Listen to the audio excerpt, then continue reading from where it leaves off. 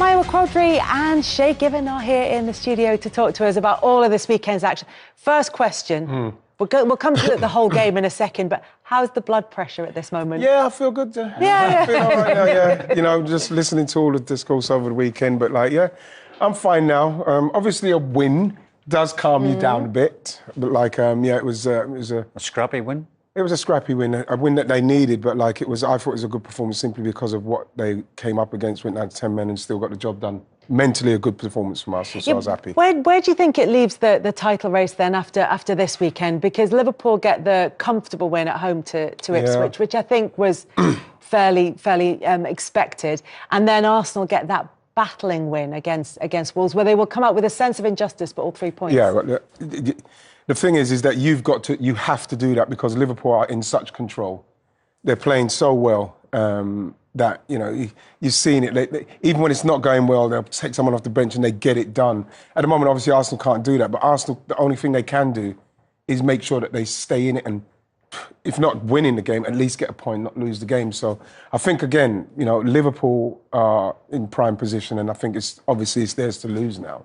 Let's start by focusing then on the league leaders. It was a 4-1 win against Ipswich. No big surprises really in the game itself, but just that sense of a very comfortable performance. Yeah, that's the problem with Arsenal chasing and a few other clubs you could argue are chasing as well, is Liverpool don't look like they're going to slip up. I mean, Brentford last week was a bit like into the 90th minute, they dropped 2 points. Arsenal play later, they could close the gap to 2, I think it was that night, but Nunes comes off the bench, as rightly said. He's used his squad brilliantly, Arne Slot, this season. And everything he seems to do, he gets it right. So they're going to be very difficult. I can't see them losing 3 games between now and the end of the season. But I just hope that Arsenal keep pushing and putting the pressure on them to make a brilliant title race. Yeah, the one thing that is massively in Arsenal's favour is that they do have that game coming up against Arsenal where it's kind of in their hands to try and turn the momentum in the title race. And that could be absolutely crucial. But in terms of Liverpool's performance yesterday, did we see the kind of full array of like the attacking options that they have, the different styles of attacker that they have in the side? I think that was the key thing. There's been so much said about Salah's utilisation and how much of the goal contribution he's been carrying. But you see Gakpo getting the goal sheet, you see Szoboszlai getting the goal, and he's been epitomised by his engine this year. You're starting to see that goals can come from anywhere with Liverpool, and it's at this point of the season where they want to be. And if you look at Arsenal with the injuries, it's completely different. You're missing your Saka, Jesus, we're probably not going to see him for a long time.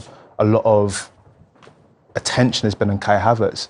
So they're in totally 2 different places, but you just hope for Arsenal's sake that maybe Liverpool face some adversity, because they had the same thing last season, right? Everything was going smooth sailing, and then they had injuries. So as you said, Wrighty, you just got to hold in. You just got to hold in. But that's the difference. Last season, this time, I think Mo Salah had to go. I think Endo went. I think Szoboszlai was injured. Robertson was injured. The Africa Cup of Nations. Yeah. I think Trent was injured. So, and this season, everybody's fit and everybody's... And you guys have got injuries. Exactly, and we have and got the injuries that they have had a couple... So Alisson missed nearly half the season. Perfect time for him to come back. But then has come back in the latter stages. They look very good. I think what I would say, and it's probably just an easy argument, is the centre forward. Maybe that's your position at Arsenal. There's games this season where Arsenal have dropped points, and I think they had a more like Ian Wright sort of person, a clinical striker in front of the goal. I think the gap wouldn't be as big as it is. And even now with the like of Jesus and Saka missing, it seems like even Arteta's sort of hinting that we might try and get someone. I think that'd be a big help if they did. Yeah, but we needed somebody even when everybody was fit. Yeah. You know, the thing I was just with Liverpool, what they've really addressed from last season is the conceding of that early goal. And then the game's a little bit too open because they've then got to go and try and get... There's so much more in control now that you don't feel like they have to go and chase that goal or chase that game because they've conceded so many early goals. They're in so much more control. The midfield's fantastic.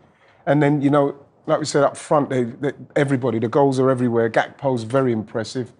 You know, Mo Salah will, like he mentioned, I saw him in an interview talking about, you know, I may not play great in all the game, but I will have a moment. Yeah, well, this Beautiful. is the thing. So he's being, the phrase I keep hearing around Mohamed Salah at the moment is a moments player. And it's almost slightly disparaging, and yet surely that's what you need in a team. If everybody else is functioning for the full 90 minutes, you can have a moment's play. Absolutely, and the thing is, I think what Mo was trying to say in that interview is like, listen, I know I don't play well for the whole 90 minutes, but like there's moments where I know I can recognise that I can do something in this time, and that is all you want as a forward, especially.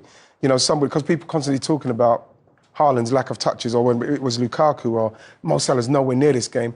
Then Mo Salah scores the winner, and everyone says, "Oh, Mo's amazing," because the good players, the top players, recognise, okay, it's not going well for me, but I'm going to stay in the moment for when the moment comes. And that's what Mo's doing this season. I just find it interesting in the course of where he is in terms of the contract negotiations, which obviously we're coming towards the end of January, and that's going to be a significant milestone in that.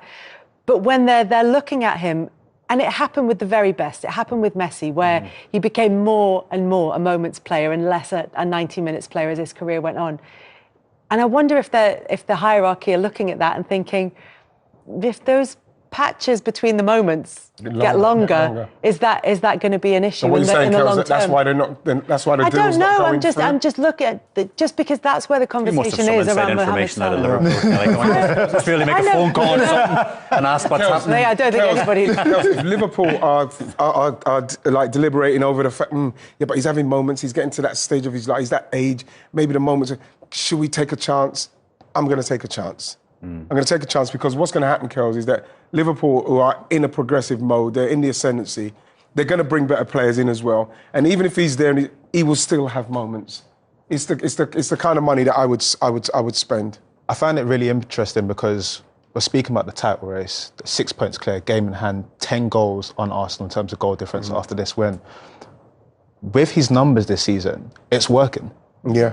And I think what I have to give Slot credit for is you've got a situation where 3 of your major players are having contract disputes. Yeah, that's the thing, yeah. Beginning of January, the Trent conversation got very sour with the Madrid links. He looks like he's settled again. Van Dijk, we've not heard anything of. The Mo Salah stuff, it plays out. But he's managed to have Rock keep the ship very, very steady. Yeah. And they're in a really good position now. Like you said, I don't see them losing 3 games. If they do get injuries, the whole quartet of players come. I've seen Harvey Elliott spawn out of nowhere and play well as well. So they're in a really good position. And I think for Arsenal, you just have to keep close enough because you never know what happens in the Premier League. Right? And the other thing to point out about Salah is that he's just to come back to that point is that he's gone above Thierry Henry now in terms of all-time Premier League goal scorers, and he's established. Sometimes he doesn't get the credit, Kelly. I think as well. Do you think? I think recently someone mentioned, like even last year for the Ballon d'Or, for example, he wasn't even in the conversation. And the numbers every single year, his assists, his goals, and even we just showed the goal from the weekend. There's a defender sliding and the keeper's on an angle. If you pause it at that second when he hits it, like there's not very much to hit at all. And he makes it look so easy. And he's got the knack of scoring goals. But he's been an all-time, even when he leaves Liverpool in the summer or he leaves in a couple of years, he'll go down as a great Premier League, one of the greats for sure. He's just got a midfielder to jump over and let it get. Then he's up there with the rest of the strikers. But look, it's left Liverpool in a really good position as you say. However, for Arsenal, it was so nearly extremely nervy.